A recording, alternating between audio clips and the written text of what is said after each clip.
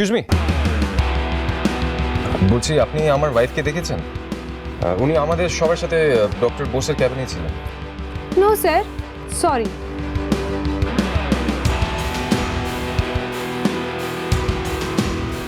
কোথায় যে গেলেন উনি, আমি কিছুতেই খুঁজে পাচ্ছি না। মানে সত্যি আমি বুঝতে পারি না, উনি এসব আমাকে হ্যারাস করার জন্য করেন, নাকি আবার সুযোগ বের করে ওনার বয়ফ্রেন্ডের সাথে কথা বলতে চলে গেলেন। এবার ওনাকে খুঁজতে তো আবার সময় নষ্ট হবে। আমি এসব করতে পারছি না। আমি দিদিকে নিয়ে বাড়ি চলে যাচ্ছি, ওনার দায়িত্ব আমি নিতে পারছি না। This is too much.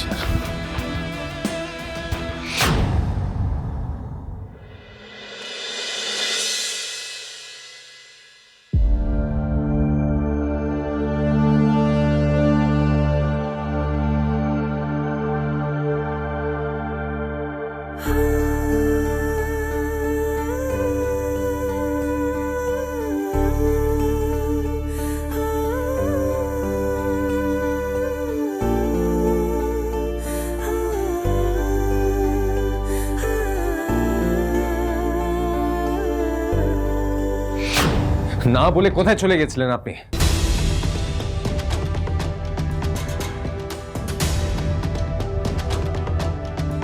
আমি কি বাচ্চা নাকি যে হারিয়ে যাব? এই যে দিদির ওষুধগুলো কিনতে গেছিলাম। চলো দিদি।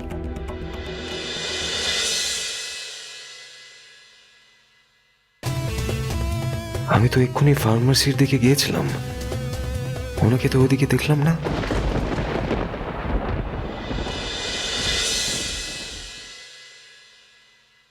দেখি আমাকে একটু টেস্ট করা। আরে না ওকে খেতে দে না, তুই এরকম কেন? ফ্লেভার না। এই নিজে একটা পেটুক আবার সবাইকে আবার জ্ঞান দিয়ে বেড়ায়। দিবি না ওকে, ভালো লাগে না। কি করছিস তোরা? আচ্ছা দিদি শোনো না, বলছি আজকে তো বড়রা কেউ বাড়িতে নেই, তাহলে আমরা কি সবাই মিলে একটা ছোটখাটো পার্টি করতে পারি? আরে লাইক চিল্লার পার্টি টাইপ। চিল্লের পার্টি? কি হচ্ছে নাকি? এত পার্টি করলে না এবার বড়রা পেটাবে, জানিস তো আমাদের। এই আমি কি বলছি? না একটা ছোটখাটো পার্টি তো হতেই পারে।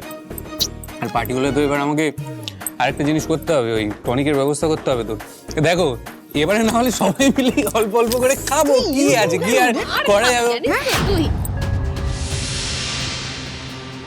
যা থেকে চিল্লার পার্টির কথা হচ্ছে, কিশো চলে এলো কোথা থেকে বলো তো? ওমা পিসো, তুমি এত তাড়াতাড়ি অফিস থেকে ফিরে এলে যে? কেন আমি এখানে এসে খা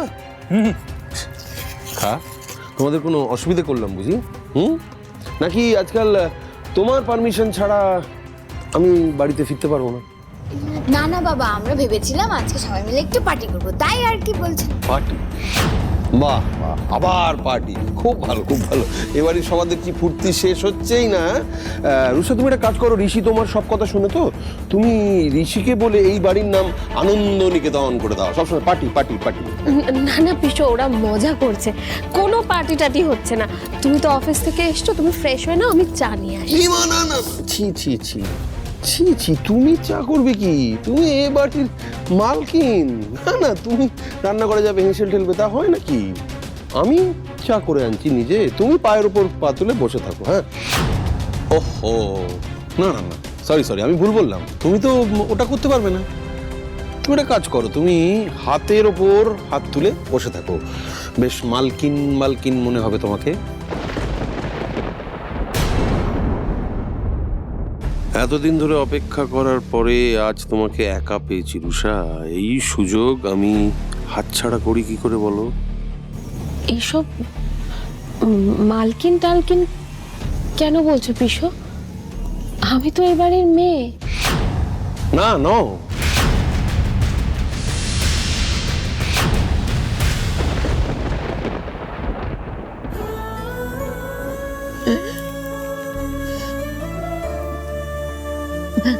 আমায় ক্ষমা করো দিদি, তোমার অনুমতি ছাড়াই তোমার ঘরে ঢুকে মায়ের জিনিসগুলো দেখছি।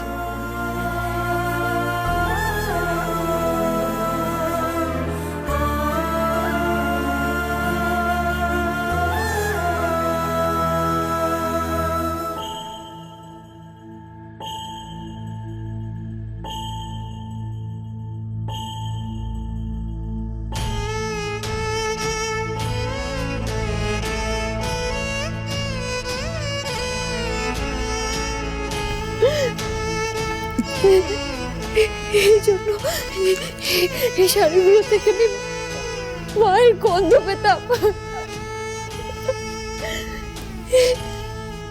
এই সব জিনিস আমার মায়ের।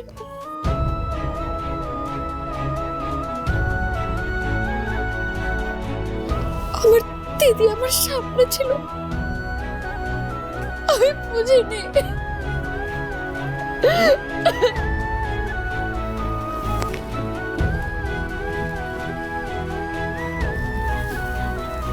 কিন্তু আমার দিদির সাথে মিস্টার সেন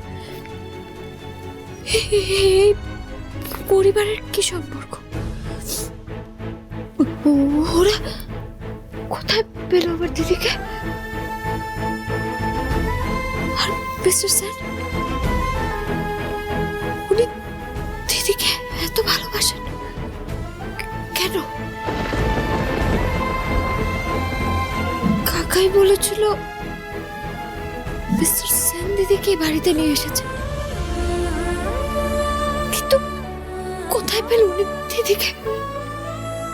একটা অ্যাক্সিডেন্টে রুষা ওর বাবা মা আর নিজের স্মৃতি হারায়।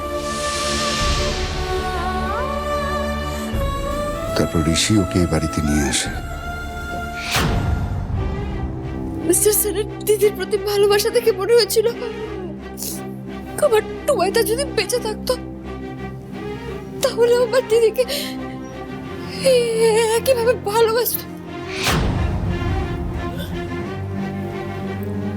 কিন্তু মিস্টার সেনের তো বাবা দুজনেই মারা গেছে। আজ থেকে অনেক বছর আগে ঋষি নিজের এই জন্মদিনেই ওর বাবা মাকে হারিয়েছিল। গাড়িতে 6 জন ছিল লোকাল পুলিশের রিপোর্ট অনুযায়ী, কিন্তু তার মধ্যে মাত্র 2 জনের ডেড বডি পাওয়া যায়, বাকি 4 জনের বডি পাওয়া যায়নি। কিন্তু ইন্সপেক্টর চৌধুরীর কথা অনুযায়ী তো টুবাইদার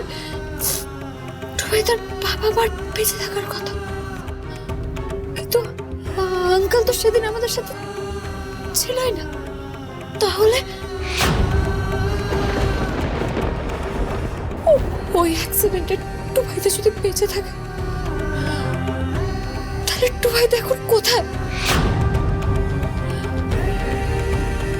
এই সব প্রশ্নের উত্তর একমাত্র আমাকে দিদি দিতে পারে। আমাকে যে করে হোক দিদিকে সবটা মনে করাতেই হবে। তুমি সব ভুলে গেছো না? আচ্ছা সত্যি তোমার কিচ্ছু মনে পড়ে না? চেষ্টা করেছো কোনোদিন? আচ্ছা একটা কথা বলো তো, তোমার কোন সময় অবধি মনে পড়ে আর কোন সময় থেকে তোমার মনে পড়ে না? এসব কেন বলছো তুমি? কেন? কারণ এইসব ধ্যাসটামো দেখে গা জ্বলছে তাই। আচ্ছা তোমার তো 20 বছর ধরে চিকিৎসা চলছে, তোমার কিছু মনে পড়ে না কেন বলো তো? নাকি মনে পড়লেও ইচ্ছে করে ভুলে থাকার চেষ্টা করো তুমি, যাতে এই সাম্রাজ্য, এই রাজ্যপাট, এই আরামে থাকার জীবন তোমার হাত ফসকে না যায়?